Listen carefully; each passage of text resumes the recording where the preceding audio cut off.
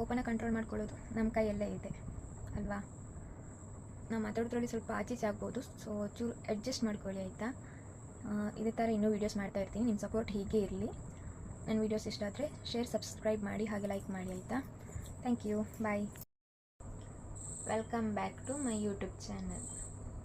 ಎಲ್ಲರೂ ಹೇಗಿದ್ದೀರಾ? ನಾನಂತೂ ಚೆನ್ನಾಗಿದ್ದೇನೆ. ನಾನಿವತ್ತು ಈ ಕೋಪದ ಬಗ್ಗೆ ಸ್ವಲ್ಪ ಮಾತಾಡುವಂತ ಹೇಳಿ ಬಂದಿದ್ದೇನೆ ಆಯಿತಾ.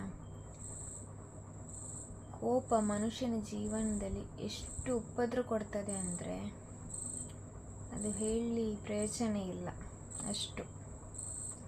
ಈ ಕೋಪದಿಂದ ಏನೆಲ್ಲ ಆಗುತ್ತೆ ಗೊತ್ತಾ? ನಮ್ಮ ಜೀವನದಲ್ಲಿ ನಾವು ತಪ್ಪು ನಿರ್ಧಾರ ತಗೊಳ್ಬೋದು, ನಾವು ಆಡೋ ಮಾತುಗಳ ಮೇಲೆ ಹಿಡಿತ ಇಲ್ಲದೆ ಇರ್ಬೋದು. ಆಮೇಲೆ ಕೋಪ ನಮ್ಮ ಆರೋಗ್ಯದ ಮೇಲೆ ಕೂಡ ಪರಿಣಾಮ ಬೀರುತ್ತೆ. ಆರೋಗ್ಯದ ಮೇಲೆ BP ಜಾಸ್ತಿ ಆಗುತ್ತೆ ಅಲ್ವಾ. ಅದಕ್ಕೆ ಕೋಪನ ಕಂಟ್ರೋಲ್ ಮಾಡಿ ಇಟ್ಕೋಬೇಕು. ಕೋಪದಿಂದ ನಮ್ಮ ಮನಃಶಾಂತಿ ಕೂಡ ಹಾಳಾಗುತ್ತೆ, ಆಮೇಲೆ ಸಂಬಂಧಗಳು ಕೂಡ ಹಾಳಾಗಿಬಿಡುತ್ತೆ. ಸೊ ಕೋಪನ ನಾವು ಕಂಟ್ರೋಲ್ ಮಾಡಿಕೊಂಡ್ರೆ ಎಲ್ಲನೂ ಚೆನ್ನಾಗಿರುತ್ತೆ.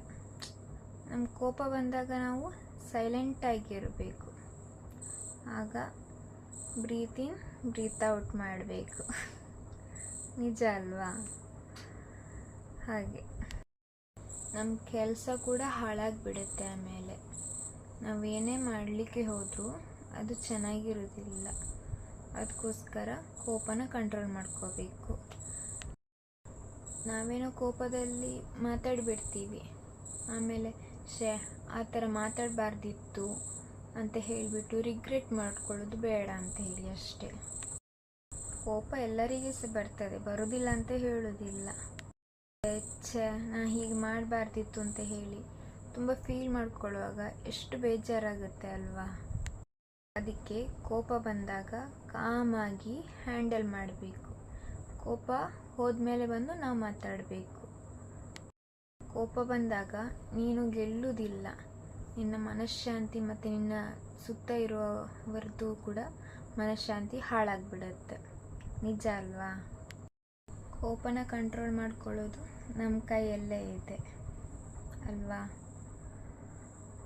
ನಾವು ಮಾತಾಡೋದ್ರಲ್ಲಿ ಸ್ವಲ್ಪ ಆಚೀಚೆ ಆಗ್ಬೋದು, ಸೊ ಚೂರು ಅಡ್ಜಸ್ಟ್. ಇವತ್ತು ಮಳೆ ಬಂತು, ಮೋಡ ಆಗಿದ್ದಿದ್ದದ್ದು ಎಷ್ಟು ರೀಲ್ಸ್ ಮಾಡಿದೆ ನಾನು. ನನ್ನ ವೀಡಿಯೋಸ್ ಇಷ್ಟ ಆದರೆ ಶೇರ್, ಸಬ್ಸ್ಕ್ರೈಬ್ ಮಾಡಿ, ಹಾಗೆ ಲೈಕ್ ಮಾಡಿ ಆಯಿತಾ. ಥ್ಯಾಂಕ್ ಯು, ಬಾಯ್.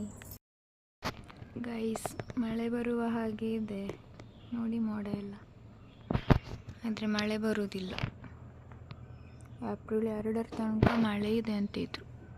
ಮಳೆಯೂ ಇಲ್ಲ, ಮಣ್ಣು ಇಲ್ಲ, ಸೆಕೆ ತಡ್ಕೊಳ್ಳೋಕ್ಕಾಗ್ತಿಲ್ಲ.